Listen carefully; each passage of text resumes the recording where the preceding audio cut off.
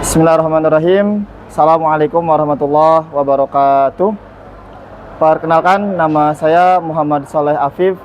Saya merupakan mahasiswa PPG dalam jabatan di LPTK UIN Salatiga dengan nomor induk mahasiswa 2702302529983. Di sini saya akan melaksanakan uji kinerja berupa video pembelajaran. Selamat menyaksikan. Terima kasih. Assalamualaikum warahmatullahi wabarakatuh.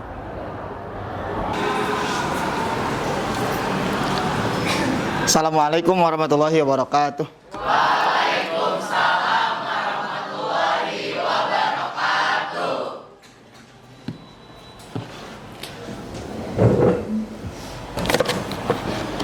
Bismillahirrahmanirrahim. Sebelum memulai pembelajaran kali ini, monggo satu orang dipimpin untuk berdoa.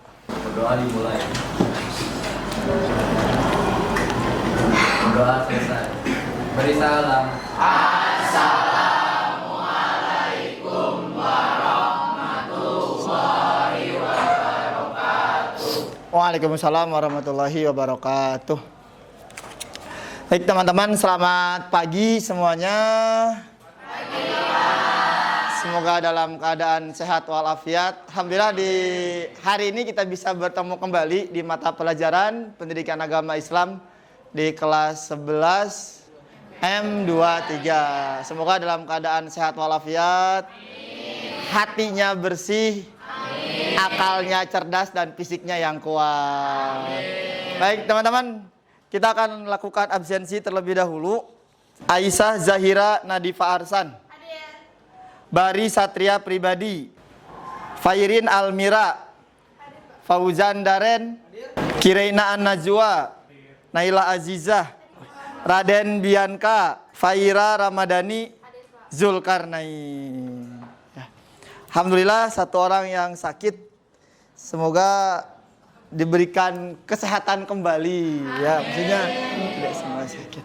Untuk kecintaan kita kepada tanah air, marilah kita menyanyikan lagu nasional terlebih dahulu. Maka kepada teman-teman untuk berdiri.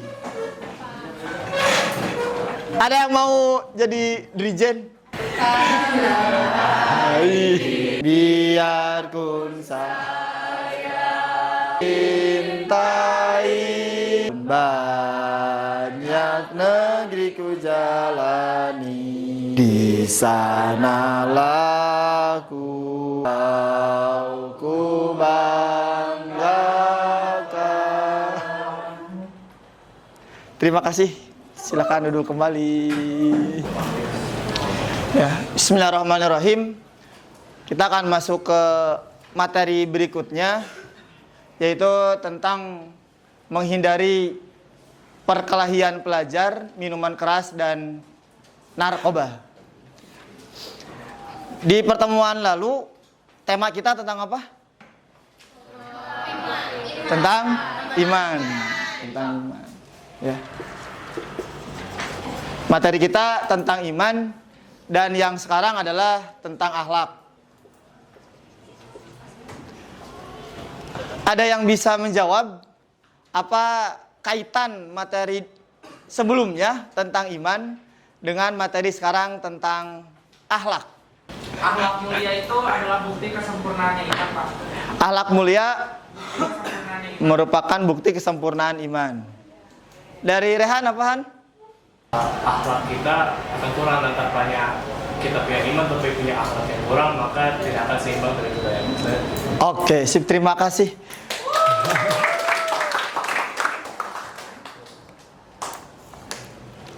Oke, baik teman-teman. Berbicara tentang iman dan akhlak, ini kaitannya erat sekali. Pertemuan yang lalu kita membicarakan tentang iman. Kalau digambarkan di sebuah bangunan, pondasi. Jadi pondasi keagamaan dalam diri kita adalah iman. Kemudian tiangnya adalah syariat, dan kemudian atapnya dia adalah akhlak. Menghindari akhlak mazmumah dalam diri kita sampai akhir hayat. Oke, terima kasih. Tujuan pembelajaran kita di hari ini ada 3. Yang pertama, menjelaskan isi Quran surah Al-Maidah ayat 90, 91 dan hadis yang terkait larangan minuman keras serta perilaku tercela lainnya. Yang kedua, tujuan pelajaran kita adalah mengidentifikasi penyebab perkelahian pelajar, minuman keras, dan narkoba di kalangan remaja. Yang ketiga, menganalisis dampak negatif perkelahian pelajar, minuman keras, dan narkoba terhadap diri, keluarga, dan masyarakat. Yang kita bahas kali ini adalah akhlak mazmumah. Kalau akhlak mazmumah, berarti kita selaku muslim berupaya harus menghindarinya. Oke, ada yang bisa jawab? Nomor 1, mengapa perkelahian pelajar masih sering terjadi? Padahal semua agama mengajarkan perdamaian. Berdamai. Nah, karena mungkin dari pelajarnya itu sendiri yang memang mereka itu pengen saling punya apa namanya pengen unggul. Nah jadi Oke, sip, terima kasih. Pertanyaan kedua, bagaimana perasaan kalian jika teman sebaya mengajak untuk berkelahi? Bahkan bisa malu Pak, namun saya akan langsung menolak jika masih tidak boleh dilakukan dan bahkan bisa berbahaya bagi diri kita sendiri dan juga orang lain. Oke, sip, terima kasih. Pertanyaan ketiga, jika di sekitar sekolah ada geng pelajar yang sering berkelahi, apa langkah nyata yang bisa kita lakukan sebagai pelajar muslim? Kan Bapak untuk berkelahi itu tidak diperbolehkan. Saya akan melaporkannya kepada pihak sekolah. Oke, sip, terima kasih. Berbicara tentang sebuah aturan atau akhlak, erat kaitannya dengan sumber hukum yang utama. Dan sumber hukum yang utama dalam Islam adalah Al-Quran.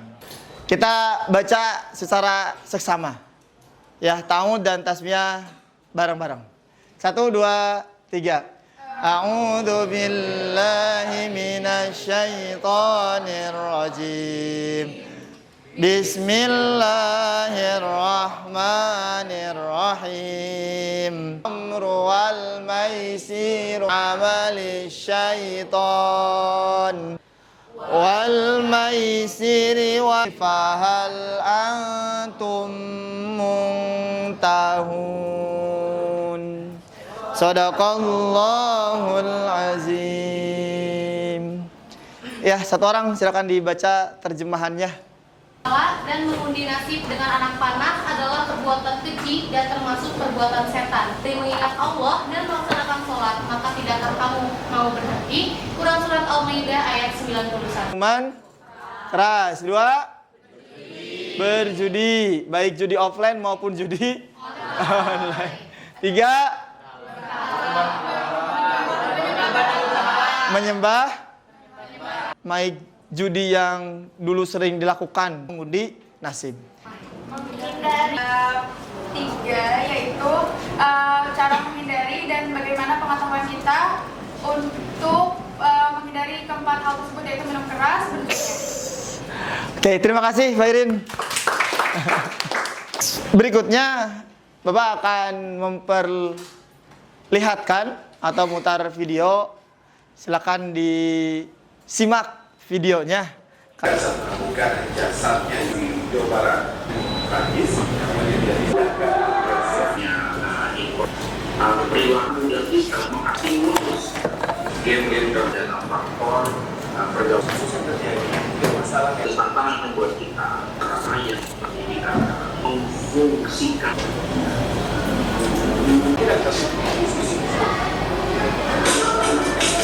Yeay, terima kasih semuanya.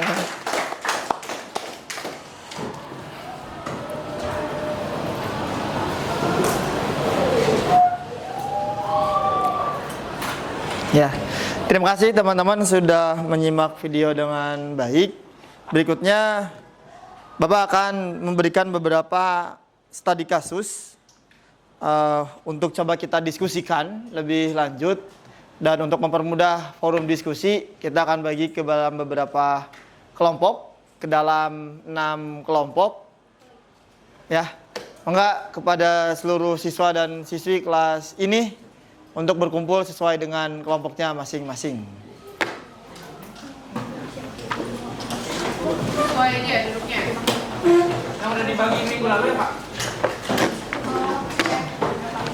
Ya, silakan. Berikan lembar kerjanya, lembar tugas untuk coba didiskusikan, dicari referensi yang tepat terkait masalah-masalah yang telah tertera di lembar tugas ini. Terima kasih, Pak. Baik, Pak. Enggak. Terima kasih Pak. Ya, enggak. Ini bisa geser-geser dikit. Bapak kan berikan waktu 15 menit untuk berdiskusi. Kemudian setelah itu masing-masing dari kalian untuk mempresentasikan apa yang didapat dari diskusi tersebut.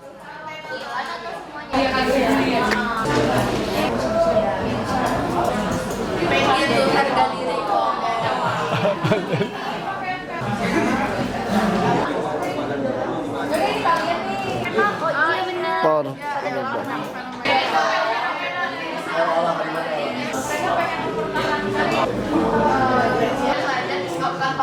Tapi itu malah jadi ke personal gak sih? Orang kan banyak soalnya harganya kan gak boleh willpower kan.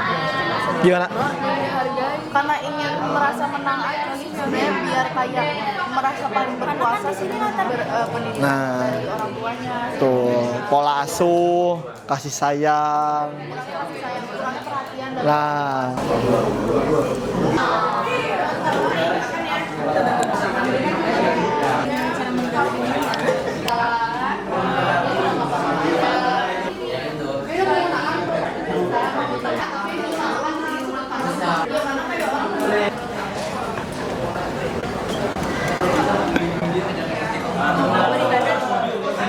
berikutnya silakan semuanya ke depan di kelompok itu untuk presentasi dan sesuai dengan apa yang hasil didiskusikan saja.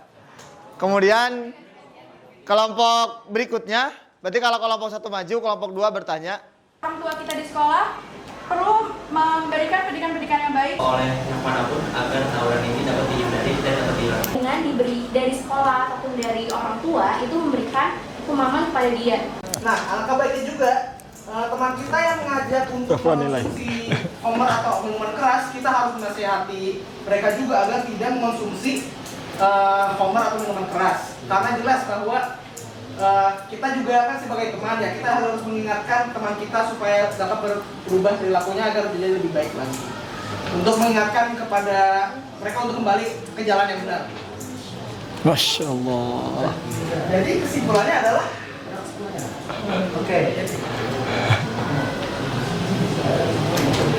Oke, jadi pada intinya ya teman-teman semua, kalau misalnya terjadi suatu hal seperti ini ya di dunia asli, pertama kita harus ingat kalau minuman keras itu adalah sesuatu yang tidak boleh dilakukan, benar-benar no ya guys. Jadi kalau misalnya teman-teman kalian yang melakukan hal itu, mohon ingatkan mereka untuk tidak melakukan hal itu. Ya sih itu aja paling. Ya, terima kasih. Ayo. oh bukan ya? Ya, silakan berdiri. Assalamualaikum, perkenalkan nama saya Kanjeng Kilanatia. Saya ingin bertanya.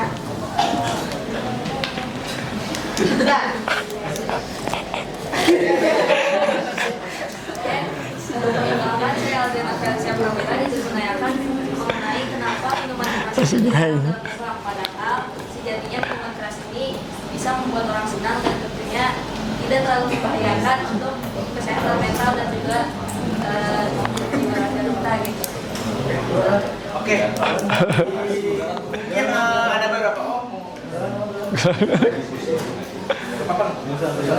Jadi jelas bahwa dalam Islam, homer, minuman keras, sesuatu yang memabukkan adalah haram. Kenapa?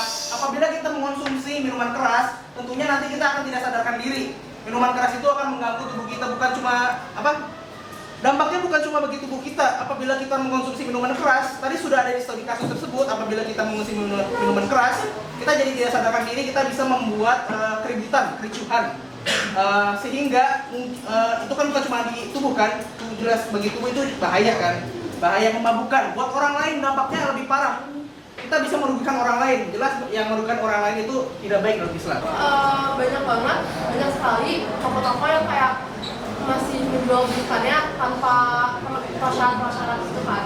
Ya itu kira-kira menurut kalian bagaimana atau apa yang harus dilakukan misalnya untuk berdiri atas itu sebenarnya atau menanggulangi hal tersebut? Baik, terima kasih atas pertanyaannya. Ya, silakan. Jadi untuk pertanyaannya, cara pencegahan ya. Di sini saya akan menjelaskan tentang poin kedua, di mana adanya pengecekan rutin terhadap kesehatan para siswa dan siswi agar siswa dan siswi tidak memakai narkoba. Nah di sini itu sebenarnya udah jelas ya kalau di situ sudah jelas kalau siswa dan siswi ini sudah jelas kayak harus dilakukan rutin.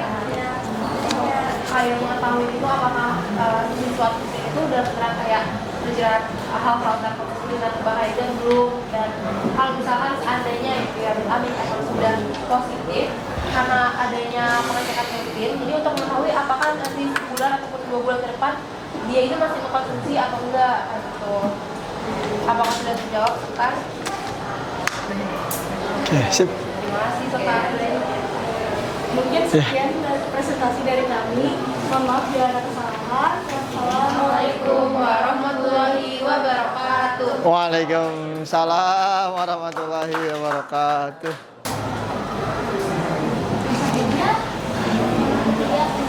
Baik, pertanyaan nomor 3 akan dibacakan oleh saya. Apa peran teman sebaya dalam membantunya? Jadi perannya itu yang pertama, menjadi teladan yang baik bagi teman sebayanya. Yang kedua, mengingatkan dan mengajak untuk berbuat kebaikan. Lalu yang ketiga, membuat lingkungan yang baik dan positif sehingga terhindar dari hal-hal yang negatif dan sebagainya. Nah, untuk kesimpulan dari kami itu kayak studi kasus yang dimana pelajar ini tawuran karena dia berada di broken home, dimana untuk seorang yang melakukan kegiatan hal yang buruk, misalnya hal negatif, alias dalam khusus terkutip tawuran, itu dapat dilihat dari faktor lain seperti dia seperti itu karena dia broken home sehingga tidak ada orang tua yang mengawasinya dan mengawasi dia dengan lebih baik, sehingga ini juga mirip dengan kelompok dari Cahyo, yaitu kita tidak boleh mengajari seseorang dan kita harus melihat seseorang itu dari berbagai faktor yang dia alami sehingga kita dapat menemani dia dan mengarahkan dia dengan cara yang lebih simpatis dan empatik. Nah, sekian dari presentasi kelompok kami. Kira-kira ada pertanyaan? Boleh, pertanyaan silahkan. Habis waktunya. Terima kasih atas kesempatan bertanyanya. Mohon izin kepada kelompok sekarang dan teman-teman izin bertanya. Nah, jadi dalam kasus ini kan seorang anak yang broken home cenderung melakukan hal-hal negatif dan salah satunya adalah tawuran. Pertanyaan yang pertama itu siapa peran pengganti ketika orang tersebut broken home, tidak memiliki orang tua atau orang tuanya sudah pisah. Lalu pertanyaan keduanya adalah bagaimana kita membangun kepercayaan, membangun kembali kepercayaan si pelajar tersebut ke orang tua maupun ke orang lain, karena kan faktor pertamanya itu dia sudah kecewa kepada orang tuanya, dan bagaimana kita mengembalikan rasa kepercayaan itu kepada orang tuanya dan juga kepada pihak luar. Terima kasih. Terima kasih. Silakan. Izin menjawab. Terima kasih atas pertanyaannya, karena ya izin menjawab untuk pertanyaan yang pertama itu kan bagaimana pengganti dari orang tua dari si pelajar anak tersebut lah ya. Nah, yang pertama anak tersebut itu kan pelajar yang dimana dia bersekolah. Nah, di sekolah itu kalau kita tuh memiliki yang namanya guru dan juga teman. Nah, guru ini ada juga guru BK dan juga wali kelas. Nah, sehingga ada istilah bahwa guru merupakan orang tua kedua saat di sekolah. Jadi pengganti dari orang tua tersebut tentunya adalah guru yang akan mengarahkan si siswa tersebut. Nah, tapi tidak semua arahan dari guru itu tentunya akan masuk dan juga langsung dicerna oleh anak tersebut. Sehingga tentunya dibutuhkan teman sebaya yang menjadi teladan yang baik dan mempengaruhi secara keseluruhan di si anak tersebut. Nah, untuk yang kedua,